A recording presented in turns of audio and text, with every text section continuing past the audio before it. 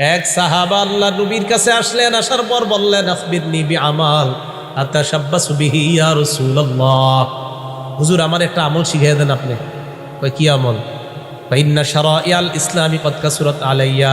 হুজুর, ইসলামের এত বিধিবিধান আমি মনে রাখতে পারি না। কয়, সহজ সরল মানুষ থাকে না অনেক, তো অনেক সহজ সরল সাহাবা কয়, হুজুর ইসলামের এত বিধিবিধান মনে রাখতে পারি না, তো কি করবো কও না। হুজুর, একটা আমল শিখিয়ে দেন আমারে।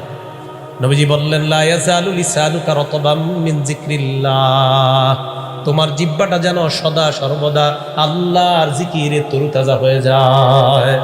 জিহ্বা যদি সজীব থাকে, জিহ্বা যদি তাজা থাকে, জিহ্বা যদি জিকিরের মাধ্যমে ভিজা থাকে, আশা করা যায় মরণের পর নাজাত পেয়ে যাবা, আল্লাহর জান্নাতের মেহমান হয়ে যাইবা। তাহলে জিকিরের মাধ্যমে অন্তর প্রশান্ত বানানোর চেষ্টা করবেন। আর সারা জীবন মনে রাখবেন, আল্লাহর কাছ থেকে 3টা সম্পদ চেয়ে নিবেন। বলেন কয়টা? বলেন, আজকে থেকে আমরা আল্লাহর কাছে কয়টা সম্পদ চাবো? 1 নাম্বার 20 তালা বাড়ি। তুই সম্পদ না এটা? আরে কি বলেন, সম্পদ না? ইবনে মাজা কিতাবের নাম, 1856 নাম্বার হাদিস। স্বর্ণ আর রূপার ব্যাপারে আয়াত নাজিল হয়েছে। তা আয়াত নাজিল হওয়ার পর খুব ধমক দিছে আল্লাহ আয়াতের মধ্যে, যারা স্বর্ণ রূপা জমা করে যাকাত দেয় না, সদকা করে না, আল্লাহ ধমক দিস। এখন সাহাবারা রাসূল আকরাম সাল্লাল্লাহু আলাইহি সাল্লামকে বললেন, আইয়াল মালি নাত্তাখিযু ইয়া রাসূলুল্লাহ। হুজুর, আমরা কোন সম্পদ কামাই করব, কোন মাল আমরা জমা করব, তাহলে আমাদেরকে একটু বলেন। স্বর্ণ রূপার ব্যাপারে আল্লাহ এত কঠোর কথা বলছে, ইয়া রাসূলুল্লাহ, আমরা কেমন সম্পদ কামাই করব একটু বলেন। তো রাসূল আকরাম সাল্লাল্লাহু আলাইহি সাল্লাম একটু রাগ হয়ে গেছে যে আমার সাহাবারা সম্পদের কথা জিজ্ঞেস করলো কেন। রাগ হয়ে একটু চলে গেছে। হযরত ওমর ফারুক রাদিয়াল্লাহু তাআলা আনহু সাহাবাদেরকে বললেন, তোমরা থামো, আমি বিষয়টা যাই না তোমাদেরকে জানাইতেছি। নবীজির মেজাজ খুব বুঝতেন হযরত ওমর ফারুক রাদিয়াল্লাহু তাআলা। রাসূল আকরাম সাল্লাল্লাহু আলাইহি সাল্লামের কাছে আসলেন, সুযোগ বুঝা নবীজিকে বললেন, হুজুর, সাহাবারা প্রশ্ন করছে আপনার কাছে, কোন মাল আমরা কামাই করব, যদি একটু বলতেন। নবীজি বলছেন, ও আচ্ছা আচ্ছা, মানে এখন রাগ ঠান্ডা। আল্লাহ নবী বললেন, লিয়াত্তাখিজ আহাদুকুম কলবান শাকিরা। 1 নাম্বার, তোমাদের সবাই যেন কামাই করো কলবান শাকিরা, এমন একটা কলব, যেই কলবটা বেশি বেশি আল্লাহর শুকরিয়া আদায় করতে পারে। 1 গ্লাস পানি পান করলাম, আলহামদুলিল্লাহ। 1 লোকমা ভাত আমি খাইলাম, আল্লাহুম্মা লাকাল হামদু ওয়া লাকাশ শুকরু। 1 ঢোক পানি আমি পান করলাম, আল্লাহুম্মা লাকাল হামদু ওয়া লাকাশ শুকরু। এমন একটা কলব, যেই কলব বেশি বেশি আল্লাহর শুকরিয়া আদায় করতে পারে। হাদিস দ্বারা বোঝা যায়, মুখ দিয়া যদিও বলি আলহামদুলিল্লাহ, শুকরিয়াটা আসতে হবে কলব থেকে। যদিও জবান দিয়ে বলি আমরা, বলেন আসতে হবে কোত্থেকে? মানে আল্লাহ, আপনি যে আমারে পান করাইলেন, আপনি যে খাওয়াইলেন, আমি খুশি আল্লাহ, আলহামদুলিল্লাহ। বলেন তো, গরমকালে আপনি একটু ঠান্ডা পানি পান করলেন, এই ঠান্ডা পানি পান করার পর আপনার কি অবস্থা হবে? গরমকালে খুব গরম, ঠান্ডা পানি, ঠান্ডা শরবত পান করলেন। আচ্ছা, রমজান মাস, গরমকাল, রমজান মাস, দিন বড়, 16 ঘন্টা রোজা রেখা 1 গ্লাস ঠান্ডা শরবত পান করলেন। মুখ দিয়া নাও যদি বলেন, কলব থেকে, দেহ থেকে, অঙ্গ প্রত্যঙ্গ থেকে আল্লাহ শুকরিয়া বের হবে। তাহলে কলব এমন একটা কলব, যে কলবটা বেশি বেশি শুকরিয়া আদায় করতে পারে। 2 নাম্বার, কলবা ওয়া লিসানান যাকিরা, এমন একটা জিহ্বা, যে জিহ্বা বেশি বেশি আল্লাহর জিকির করতে পারে। যে জিহ্বা বেশি বেশি কার জিকির করে? আল্লাহর জিকির করে। তিরমিজি শরীফের 3376 নাম্বার হাদিসের বর্ণনা, সুইলা রাসূলুল্লাহ সাল্লাল্লাহু আলাইহি ওয়াসাল্লাম, আইয়ুল ইবাদি আফযালু দারাজাতান ইনদাল্লাহি ইয়াউমাল কিয়ামা। নবীজিকে প্রশ্ন করা হয়েছে, ইয়া রাসূলুল্লাহ, কিয়ামতের ময়দানে আল্লাহর কাছে সবচাইতে মর্যাদাবান বান্দা বান্দি কারা, আপনার কাছে জানতে চাই। নবীজি জবাব দিলেন, আয-যাকিরুনাল্লাহা কাসীরান ওয়াজ-যাকিরাত, যেই সমস্ত নারী পুরুষ বেশি বেশি আল্লাহর জিকির আদায় করে, এই নারী পুরুষগুলা কিয়ামতের ময়দানে আল্লাহর কাছে সবচাইতে মর্যাদাবান বান্দা বান্দি হয়ে যাবে। জিকির কইরেন, বাসের মধ্যে বসা জিকির করবেন। কৃষক ভাই কাজ করতেছেন, জবানে চালু রাখেন সুবহানাল্লাহ, আলহামদুলিল্লাহ, লা ইলাহা ইল্লাল্লাহ, আল্লাহু আকবার। কষ্টের কাজ করতেছেন, 10 মিনিট কাজ করার পর আবার থেমে যান, থামার পর 30 সেকেন্ড ইস্তেগফার পাঠ করেন, আস্তাগফিরুল্লাহ আস্তাগফিরুল্লাহ আস্তাগফিরুল্লাহ। আল্লাহর কোরআন প্রমাণ করে যত বেশি ইস্তেগফার বান্দা পাঠ করে, ইয়াজিদকুম কুওয়াতান ইলা কুওয়াতিকুম, তোমাদের শক্তি আল্লাহ বাড়িয়ে দেয়। কৃষিকাজ, এটা কি কষ্ট শক্তির প্রয়োজন আছে না নাই? তাহলে আপনি কাজ করতে করতে ক্লান্ত হয়ে গেছেন, বাস এবার কোরআন বিশ্বাস করে নেন যে আল্লাহর কোরআনে বলছে আস্তাগফিরুল্লাহ পড়লে নাকি আল্লাহ শক্তি বাড়ায়। বাস আমি আল্লাহ 10 বার আস্তাগফিরুল্লাহ বললাম, মাবুদ এই 10 বার এই নিয়তে বললাম তুমি আমার শক্তি বাড়ায় দাও, যেন আবার এই পরের কাজগুলো আমি করতে পারি। কোরআনের ওয়াদা, অবশ্যই আল্লাহ আপনার শক্তি বাড়ায় দিবে। জবান জিকিরের মাধ্যমে তাজা রাখেন। মা বোনরা রান্না করতেছেন, রান্না করার সময় জবানটা চালু রাখেন। আবু হুরায়রা রাদিয়াল্লাহু তাআলা আনহু গাছ লাগায়। নবীজি আবু হুরায়রা রাদিয়াল্লাহু তাআলা আনহুর পাশ দিয়ে যাইতেছেন, আল্লাহ নবী বললেন, মাল্লাযী তাগরিসু ইয়া আবা হুরায়রা, আবু হুরায়রা তুমি কি লাগাও, কি গাছের চারা তুমি রোপণ করো আবু হুরায়রা? আবু হুরায়রা জবাব দেয়, গিরাসান লি ইয়া রাসূলুল্লাহ, হুজুর আমার নিজস্ব একটা গাছের চারা রোপণ করতেছি। আল্লাহ নবী বললেন, আলা আদুল্লুকা আলা গিরাসিন খায়রিন লাকা মিন হাযা, আমি কি তোমাকে এর চাইতে উত্তম গাছের কথা বলবো না, যে গাছটা তোমার এই দুনিয়ার গাছের চাইতে 1000 গুণ বেশি উত্তম? কয় হুজুর এটা আবার কি? আল্লাহ নবী কয়, আবু হুরায়রা তুমি বলো। বলেন আপনারা, সুবহানাল্লাহ আলহামদুলিল্লাহ লা ইলাহা ইল্লাল্লাহ আল্লাহু আকবার। এই 4টা বাক্য বলার পর আল্লাহ নবী বললেন, আবু হুরায়রা তুবু রাসূলাকা বিকুল্লি ওয়াহিদাতিন শাজারাতুন ফিল জান্নাহ, এই যে 4টা বাক্য তুমি পাঠ করলা, তোমার এই 4টা কথার সাথে সাথে জান্নাতে 4টা গাছের চারা লাগানো হয়ে গেছে। তাহলে বাসের মধ্যে বসে রয়েছেন কেন? জিহ্বাটা বন্ধ রাখবেন, জিকির চালু রাখেন। এই জিহ্বা যেন সদা সর্বদা আল্লাহর জিকিরে রত থাকে। আল্লাহ আমাদেরকে এমন একটা জবান আল্লাহর কাছ থেকে চেয়ে নেওয়ার তৌফিক দান করেন। কয় জিনিস চাইতে হবে আল্লাহর কাছে? কয় সম্পদ? 3টা। 1 নাম্বার শুকুর গুজারি কলব, 2 নাম্বার জিকিরকারী লিসান জিহ্বা। মুসলিম শরীফের 2676 নাম্বার হাদিসের বর্ণনা। আমাদের মাদ্রাসার পাঠ্যপুস্তক অনুসারে মোট হাদিসের সংখ্যা হবে 3033টা। এই হাদিসের মধ্যে আসছে, আন আবি হুরায়রা রাদিয়াল্লাহু তাআলা আনহু قال বাইনামা রাসূলুল্লাহ সাল্লাল্লাহু আলাইহি ওয়াসাল্লাম ফি তরিকিহি ইলা মক্কা। আবু হুরায়রা রাদিয়াল্লাহু তাআলা আনহুর বর্ণনা, আল্লাহর নবী মক্কার পথ ধরে মক্কার দিকে চলতে লাগলেন, মক্কার দিকে রওনা করলেন। ফামাররা আলা জাবালিন ইউকালু লাহু জুমদান, একটা পাহাড়ের পাশ দিয়ে আল্লাহর নবী অতিক্রম করলেন, এই পাহাড়টার নাম হলো জুমদান। নবীজি বললেন, হাদা জুমদান, এটা হলো জুমদান নামক পাহাড়। এরপর আল্লাহ নবী বললেন, সাবাকাল মুফাররিদুনা, সাবাকাল মুফাররিদুন, মুফাররিদুন যারা তারা অগ্রগামী হয়ে গিয়েছে, মুফাররিদুনরা অগ্রগামী হয়ে গিয়েছে। বলেন আমার সাথে, মুফাররিদুন।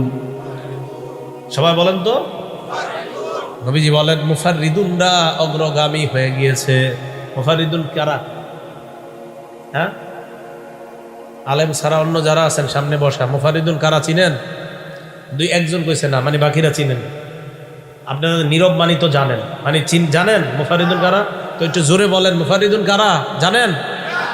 এই যে জিনা বা হা না বলার রসুমটা চালু হওয়া দরকার। কারণ আমরা মাহফিলগুলারে কি বানাই নিছি জানেন? হুজুর আপনি লম্বা একটা ঘটনা করবেন, আমি চুপচাপ কাঁথা মুড়ি দিয়ে শুনবো, এটা সত্যি মিথ্যা যাই হোক কোনো ব্যাপার না, আপনি খালি কইতেই থাকবেন। বুঝেন নাই? এই যুগ শেষ, এই যুগের কথা ভুলা যান। মুফাররিদুন কারা আপনারা জানেন না? আরে সাহাবারাও তো জানে না, তা আপনারা কি জানেন? সাহাবারা প্রশ্ন করলেন, মাল মুফাররিদুন ইয়া রাসূলুল্লাহ, মুফাররিদুন আবার কি জিনিস? আমরা বুঝি নাই, মুফাররিদুন আমাদেরকে বুঝায় দেন। তাহলে আপনাদের কাছে এবার জানতে চাই, আপনারা মুফাররিদুন বুঝছেন নি? তো এটা কইতে সমস্যা কি? সাহাবারাও বুঝে নাই। আরে আমি পড়ার আগে আমিও তো বুঝি নাই। সাহাবারা প্রশ্ন করলেন, মুফাররিদুন আবার কি জিনিস? আল্লাহ নবী জবাব দিলেন, আয-যাকিরুনাল্লাহা কাসীরান ওয়াজ-যাকিরাত, যে নারী পুরুষ বেশি বেশি আল্লাহর জিকির করে তারাই হলো মুফাররিদুন। কিয়ামতের ময়দানে তারা আগে আগে আল্লাহর জান্নাতের মেহমান হয়ে যাবে।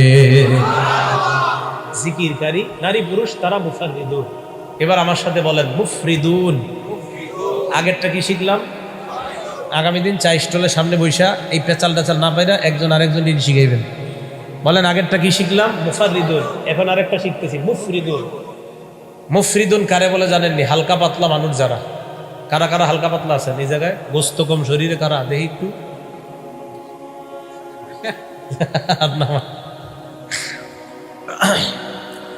তিরমিজি শরীফের 3596 নম্বর হাদিসের বর্ণনা, হালকা পাতলা মানুষরা আগে আগে জান্নাতে যাবে।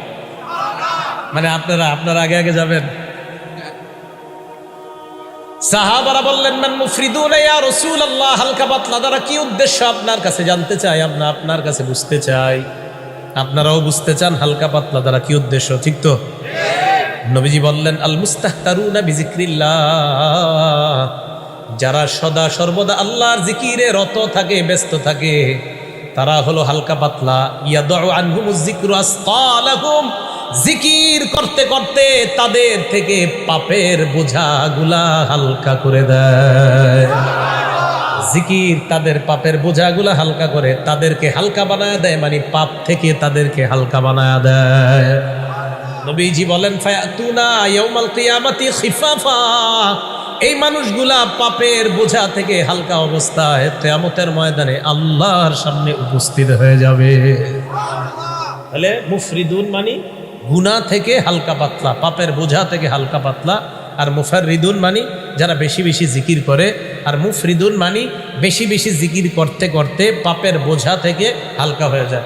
তাহলে আগামী দিন চা স্টলের সামনে বসে একজন আরেকজনকে এই কথাগুলো বুঝাইতে পারবেন না ইনশাল্লাহ? আল্লাহ তৌফিক দান করেন। আপনাদের সময়গুলো যেন ভালো কাজে কাটাইতে পারেন, আল্লাহ তৌফিক দান করেন। তাহলে জিকির করবেন এইভাবে, জিকিরের মাধ্যমে ওই যে অন্তর, এটাকে প্রশান্ত রাখবেন। তাহলে কয় জিনিস জানি আমরা কামাই করবো সম্পদ? তিনটা। এক নাম্বার এমন একটা কলব, যেই কলবটা আল্লাহ শুকরিয়া আদায় করে। 2 নাম্বার এমন একটা জিহ্বা, যেই জিহ্বাটা বেশি বেশি আল্লাহর জিকির করে। আবু দাউদ শরীফের 3667 নম্বর হাদিসের বর্ণনা, 3667 এই হাদিসের মধ্যে আসছে আল্লাহ নবী বলেন লা আন আকুদা মা কওমিন ইয়াযকুরুনাল্লাহ মিন সালাতিল গাদাতি ইলা আন তাতলুআশ শামস আহাব্বু ইলাইয়া মিন আন উতিকা আরবাআতাম মিন বুলদি ইসমাঈল। নবীজি বলেন ফজরের নামাজের পর থেকে সূর্য ওঠার আগ পর্যন্ত জিকিরকারী মজলিসের সাথে বসে থাকাটা ইসমাইলি বংশের 4টা গোলাম আজাদ করার চাইতেও আমার কাছে বেশি প্রিয়। ওয়ালা আন আকুদা মা কওমিন ইয়াযকুরুনাল্লাহ মিন সালাতিল আসর ইলা আন তাগরুবাশ শামস আহাব্বু ইলাইয়া মিন আন উতিকা আরবাআ। আসরের নামাজের পর থেকে মাগরিব পর্যন্ত জিকিরকারী মজলিসের সাথে বসে থাকা ইসমাইলি বংশের 4টা গোলাম আজাদ করার চাইতে আমি নবীর কাছে বেশি প্রিয় হয়ে যায়।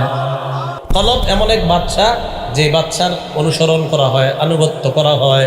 ওয়াল আযাউ কুল্লুহা লাহু তাবউন, শরীরের অঙ্গ প্রত্যঙ্গ সবগুলো হলো এই কলবের অনুসারী। এবার দেখেন কি বলে মেশকাত শরীফের ব্যাখ্যা গ্রন্থ মেরকাতের মধ্যে বলে ইন সলাহা অথবা ইদা সলাহাল মাতবু, অনুসৃত অর্থাৎ যার অনুসরণ করা হয় এই কলব যদি ঠিক হয়ে যায়, সলাহাত তাবউলাহু, অঙ্গ প্রত্যঙ্গগুলো এমনি ঠিক হয়ে যাবে। ওয়া ইদা ইসতাকামাল মালিকু, বাদশাহ যদি ঠিক হয়ে যায়, ইস্তাকামাতির রাইয়া, প্রজাগুলা এমনি ঠিক হয়ে যাবে। বাদশাহ কি? কলব। অঙ্গ প্রত্যঙ্গ হলো প্রজা, এই হাত প্রজা, এই পা প্রজা, চোখ প্রজা, এই সবগুলার বাদশা হলো কলব। কলব যদি ঠিক হয়ে যায় পুরা দেহের সমস্ত অঙ্গ প্রত্যঙ্গগুলা ঠিক হয়ে যাবে। কলব যদি ঠিক হয়ে না যায়, যদি নষ্ট হয়ে যায়, পুরা শরীরটাই নষ্ট হয়ে যাবে। তাহলে আগের কথায় আসেন, বলেন তো হেদায়েতের জায়গা, হিংসার জায়গা, তাওহীদের জায়গা, কুফরির জায়গা, ইমানের জায়গা।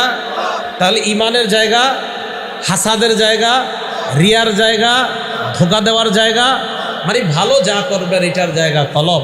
হেদায়েতের জায়গা কলব, ইমানের জায়গা কলব, কোরআনের জায়গা কলব, হিংসার জায়গা কলব। তাই রসুল আকরাম সাল্লাল্লাহু আলাইহি সাল্লাম বললেন, শোনো, দেহের মধ্যে এমন একটা টুকরা আছে, এই টুকরা যদি ঠিক হয়ে যায় পুরা দেহটা ঠিক হয়ে যাবে, এই টুকরা যদি নষ্ট হয়ে যায় পুরা দেহটা নষ্ট হয়ে যাবে। এই টুকরাটার নাম হলো কলব। আল্লাহ আমাদের সকল নারী পুরুষ সবাইকে এই কলব নামক টুকরাকে যেন আমরা পরিশুদ্ধ করে সুস্থ দেহে সুন্দর একটা দেহ তথা একটা পরিশুদ্ধ দেহ নিয়ে, মানে দেহ ঠিক হবে যদি কলব ঠিক হয়, এমন একটা কলব নিয়ে যেন আল্লাহর কাছে যাইতে পারি, যে কলবকে কোরআনের ভাষায় কলবে সালিম বলা হয়েছে। আল্লাহ পাক রব্বুল আলামিন বলেন, সেদিন তোমার সম্পদ, তোমার সন্তান কোনো কাজে আসবে না, ইল্লা মান আতাল্লাহা বিকলবিন সালিম। যদি সুস্থ একটা অন্তর নিয়ে আসতে পারো, এই অন্তরওয়ালা মানুষটাই কাজে আসবে, এই ব্যক্তিটাই জান্নাতের মেহমান হয়ে যাবে। তাহলে কলবে সালিম যেন আমরা কামাই করে আল্লাহর কাছে যেতে পারি। আল্লাহ তৌফিক দান করেন। বেশি বেশি জিকির করব। মা বোন যারা রান্না করার সময় জিকির করবেন, ঝাড়ু দেওয়ার সময় জিকির করবেন, বাচ্চাকে দুধ পান করানোর সময় জিকির করবেন, রান্না সাধারণত অজু করে করার চেষ্টা করবেন। মা বোনরা অসুস্থ অবস্থায়ও জিকির করতে পারবেন। বলেন কি বললাম? হ্যাঁ, অসুস্থ আল্লাহর পক্ষ থেকে মাসে তারা একটা অসুস্থ হয়, তো মা বোনরা যে মাসে যে অসুস্থ হয় আল্লাহর পক্ষ থেকে যেটা, এই অসুস্থতার সময়ও কি করতে পারবে? নামাজ পড়তে পারবে না, কিন্তু কি করতে পারবে? জিকির করতে পারবে। এই কথাগুলো মনে রাখবো। বরং উচিত প্রত্যেক নামাজের সময় মা বোনরা নামাজ যেই জায়গায় পড়ে ওই জায়গাটায় বসে বসে কিছু সময় আল্লাহর জিকির করা। আল্লাহ আমাদের সকলকে যে কথাগুলো বললাম শুনলাম সকলকে যেন আমল করতে পারে আল্লাহ তৌফিক দান করেন। বিশেষ করে যে যুব সমাজ যারা আয়োজন করেছেন, এই যুবক ভাইদের প্রত্যেকেই যেন এলাকা উন্নতির কাজে তারা কাজে আসতে পারে, আল্লাহ তৌফিক দান করেন। আমিন। ওয়া আখিরু দাওয়ানা আনিল হামদুলিল্লাহি রাব্বিল আলামিন।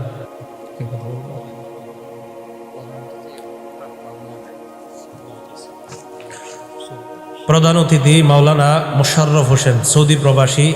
ওনার আব্বা আম্মার জন্য দোয়া চেয়েছেন, তারা কবরবাসী। ওনার আব্বা আম্মা সহ এই এলাকার যাদের আব্বা আম্মা আত্মীয় স্বজন কবরে, সবার জন্য দোয়া করব, সবার কবরগুলো আল্লাহ জান্নাতের বাগান বানায় দেন। আলহামদুলিল্লাহি রাব্বিল আলামিন ওয়াল আকিবাতু লিল মুত্তাকিন ওয়াস সালাতু ওয়াস সালাম আলা সাইয়্যিদিল আমবিয়া ওয়াল মুরসালিন ওয়া আলা আলিহি ওয়া আসহাবিহি আজমাইন।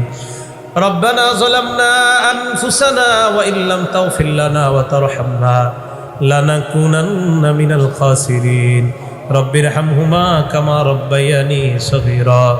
মাবুদ মেহেরবান মাওলা, মেহেরবানি করে আমাদের জীবনের সমস্ত গুনাহ খাতাগুলা মাফ করে দেন। আল্লাহ আমাদের কলবগুলাকে আপনি সাফ বানায় দেন, কলব সমস্ত অপবিত্রতা থেকে পবিত্র বানায় দেন। মাবুদ মেহেরবান মাওলা, কলবে ঈমান, কলবে হেদায়েত আপনি ফিট করে দেন। আল্লাহ মেহেরবানি করে জিন্দেগীর সব গুনাহ খাতাগুলা মাফ করে দেন।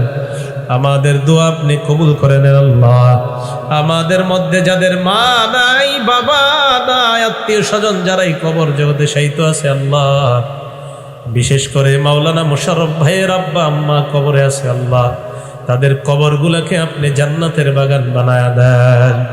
মাবুদ মেহেরবান মাওলা, আমাদের মধ্যে যাদের মা নাই, বাবা নাই, আত্মীয় স্বজন যারাই কবরে আছে, আল্লাহ মেহেরবানি করে তাদের কবরগুলা জান্নাতের বাগান বানায়া দেন। আল্লাহ 24টা ঘন্টা যেন আপনার জিকিরের মাধ্যমে থাকতে পারি তৌফিক দান করেন। এই জিহ্বাটা যেন জিকিরে তরু তাজা রাখতে পারি তৌফিক দান করেন। কলবের মধ্যে যেন আপনার স্মরণ সব সময় রাখতে পারি তৌফিক দান করেন। আল্লাহ কলব থেকে হাসাদ, হিংসা, বিদ্বেষ, অহংকার যেন বের করতে পারি তৌফিক দান করেন। কলবের মধ্যে ঈমান ফিট করার তৌফিক দান করেন। আমাদের দোয়াগুলোকে আপনি কবুল মঞ্জুর করে দেন। আল্লাহ মেহেরবানি করে আমাদের মধ্যে যারা অসুস্থ সকলকে আপনি সুস্থ বানায় দেন। যুব সমাজের এই আয়োজনকে আপনি কবুল করে নেন। আল্লাহ এই এলাকাকে আপনি হেদায়েতের একটা মার্কাজ